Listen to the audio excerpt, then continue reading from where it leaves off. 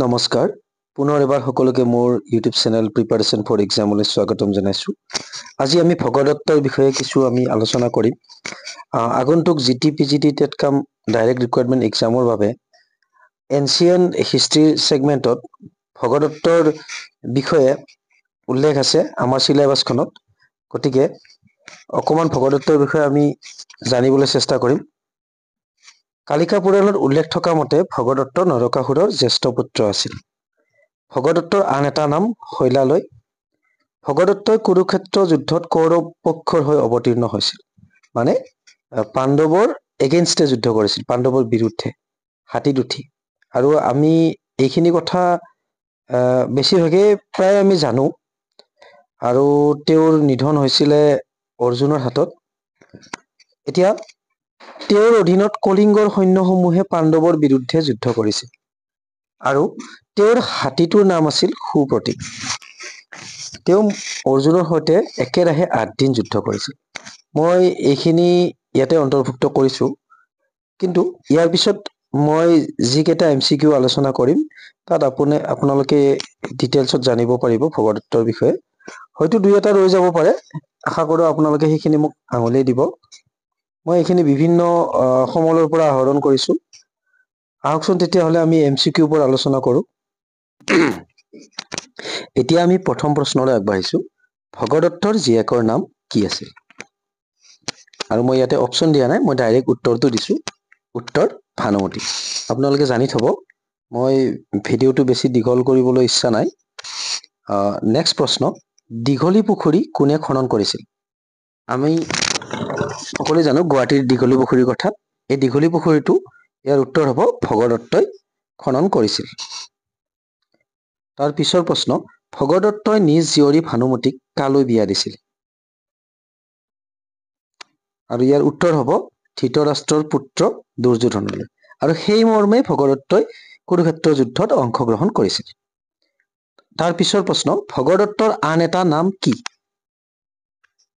আৰু ইয়াৰ উত্তৰ হ'ব শৈলালয়। ভগদত্তক শৈলালয় বুলিও জনা যায়। পুনৰ এটা নতুন প্ৰশ্নলৈ আগবাঢ়িছোঁ। দি মাইথি কিং অফ মলেছাছ বুলি কাক কোৱা হয়, মানে কাক আখ্যা দিয়া হয়? আৰু ইয়াৰ উত্তৰ হ'ব ভগদত্ত। ভগদত্তক দি মাইথি কিং অফ মলেছাছ বুলি কোৱা হয়, মলেছ বংশৰ।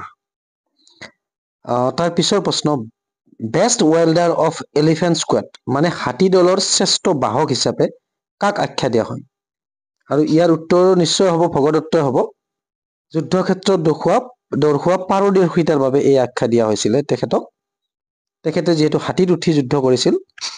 আৰু তাৰ পিছৰ প্ৰশ্ন হ'ব, ভগদত্তই অৰ্জুনৰ লগত একেৰাহে কিমান দিন যুদ্ধ কৰিছিল? ইয়াৰ উত্তৰ হ'ব 8 দিন। নেক্সট প্ৰশ্ন, কোনটো সৈন্য দলে ভগদত্তৰ অধীনত যুদ্ধ কৰিছিল? ইয়াতে মই এখন কিতাপত পাইছিলোঁ, APSC কিতাপ এখনত কলিংগা আৰ্মি বুলি আছে, মানে কলিংগৰ সৈন্য দলে।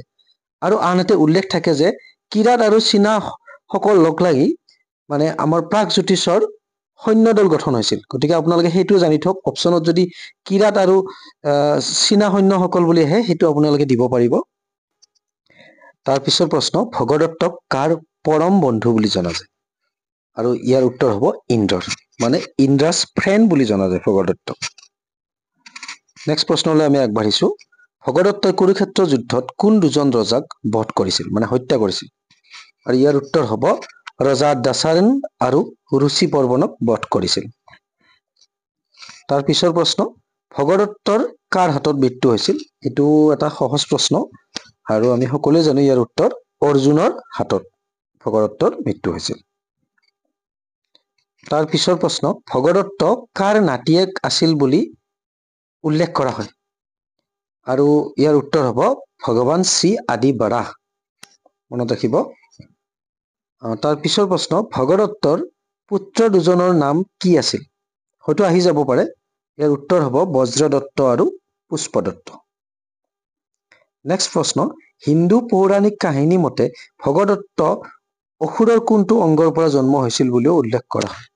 আৰু এনচাৰ হ'ব বাস্কালা নামৰ এটা অসুৰৰ অংগৰ পৰা ভগদত্তৰ উৎপত্তি বা জন্ম হৈছিল বুলিও এটা পৌৰাণিক আখ্যান আছে। এতিয়া জানি থবলগীয়া কিছু কথা। মহাভাৰতৰ বাহিৰেও বিষ্ণু পুৰাণ, কালিকা পুৰাণ আৰু হৰ্ষচৰিতত ভগদত্তৰ বিষয়ে উল্লেখ পোৱা যায়। ভিডিঅ'টো শেষলৈকে চোৱাৰ বাবে সকলোলৈ ধন্যবাদ জনালো। আৰু ইয়াতে হয়তো বহুতো ভুল ভ্ৰান্তি থাকিব পাৰে। আশা কৰো আপোনালোকে মোক ক্ষমা কৰি দিব। আৰু আপোনালোকে ভইচ অভাৰটোৰ ওপৰত গুৰুত্ব নিদিব। মোৰ তেনেকে ভইচ অভাৰ দিয়াৰ বেছি প্ৰেক্টিচ নাই। গতিকে প্ৰশ্ন উত্তৰখিনিত আপোনালোকে বেছি ফ'কাছ কৰক।